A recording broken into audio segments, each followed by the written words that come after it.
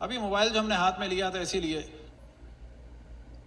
ابھی کچھ دن سے امریکہ میں شکاگو میں الینوائے میں ایک سینٹر ہے جس کا نام ہے اسلامک سینٹر آف نیپرول، اور انہوں نے باقاعدہ پہلے تفصیل سے یہ کلرڈ اشتہار دیا، اور یہ ہے Eid festival ICN Islamic center of Naperville Eid festival Eid day for the entire family Sunday August 7th 12 to 7 PM عاشور کے دن۔ اب جب ان کے اوپر سوال کیا، یہ سوال کس نے کیا؟ یہ جو ہم بچوں کو اس وقت مخاطب کر رہے ہیں، جو بڑے ہیں وہ بھی ہیں لیکن بچے زیادہ پاورفل ہیں۔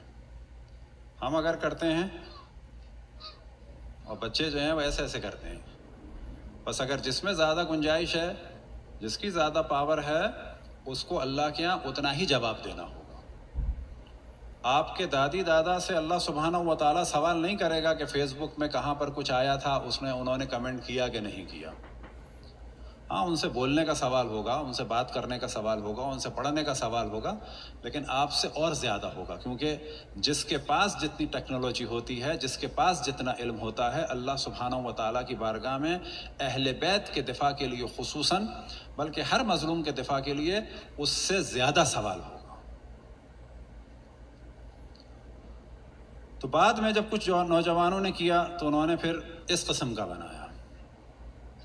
جب آپ لوگوں کو اس پہ جانا چاہیے، ہم سے لیں تاکہ دوبارہ ضرورت نہ ہو۔ بعد میں یہ کہتے ہیں آخر میں کہ ہم کسی کے بھی بلیف کو نقصان یا کسی کو تنگ نہیں کرنا چاہتے، کسی کے بلیف کو چھیڑنا نہیں چاہتے۔ اب یہاں پر اصل موضوع ہے کسی کے بلیف۔ اگر تم مسلمان ہو نا تو تمہارے نواسے کے نبی کے نواسے کا دن ہے۔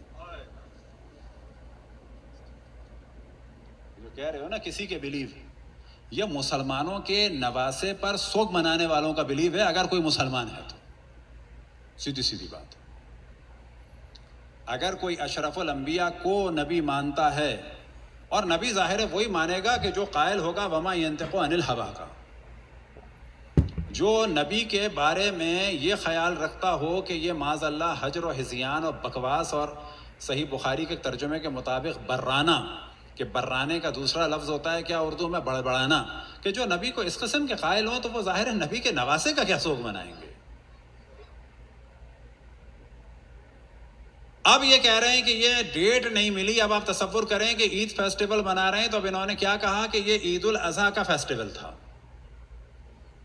بابا عید الاضحیٰ عاشور سے پورے 1 مہینے پہلے کی ہے، یعنی اتنی بڑی مسجد میں، اتنے بڑے علاقے میں، اور شاید 2-3 سینٹر ملا کے ہیں، ان کو کوئی بھی دن نہیں ملا عید الاضحیٰ کے بعد، نہ 12 نہ 13 نہ 14 نہ 15 نہ 16 نہ 17 نہ 18، پھر اس کے بعد پورے 30 یعنی 20 دن نہیں ملے۔ اچھا، پھر پہلی محرم مناسب نہیں تھی کہ حضرت عمر کی شہادت بھی مناتے، عید بھی مناتے، نیو ایئر بھی مناتے؟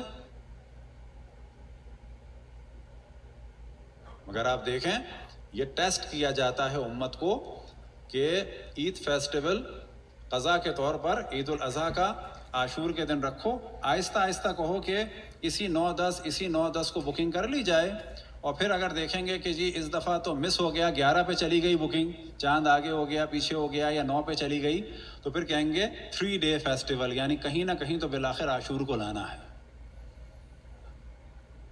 یہ ہے وہ بغض رسول اللہ کہ جو آج نظر آ رہا ہے آپ کو اس ویسٹرن کنٹری میں،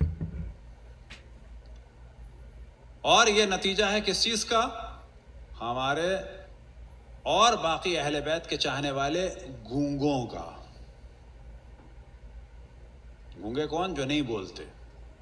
مفلوج کون؟ جو نہیں ٹائپ کرتے، نہیں لکھتے۔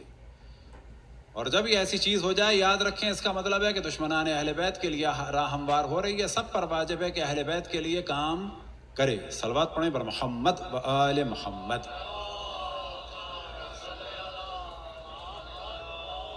اس کو آپ لوگ جا کے سرچ کیجئے گا، ان کا باقاعدہ پیج وغیرہ بھی ہے۔ گندی زبان نہ ہو لیکن ایک شرم دلائی جائے، خصوصاً اس میں کہ دوسروں کا بلیو نہیں۔ اگر تم مسلمان ہو تو تمہارے نبی کے نواسے تھے امام حسن و امام حسین، یہ بتانا ہے۔ صلوات پڑھیں بر محمد و آل محمد، اور صلوات پڑھتے ہوئے آگے تشریف لے آئیں۔